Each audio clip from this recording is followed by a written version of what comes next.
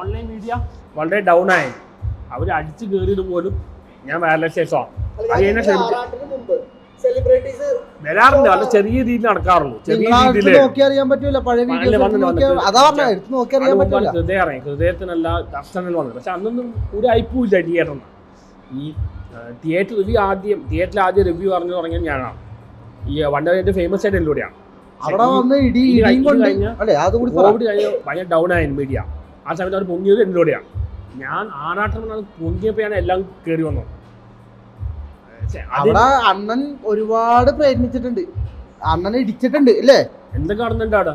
അണ്ണന് ഇടി കൊണ്ടിട്ടാണ്. എന്നിട്ട് അണ്ണൻ വീണ്ടും വന്ന് അതത്ര പ്രശ്നമൊന്നും ആയൊന്നുമില്ല. ഇപ്പൊ തിയേറ്റർ ഭയങ്കരമായിട്ട് റീച്ചായി.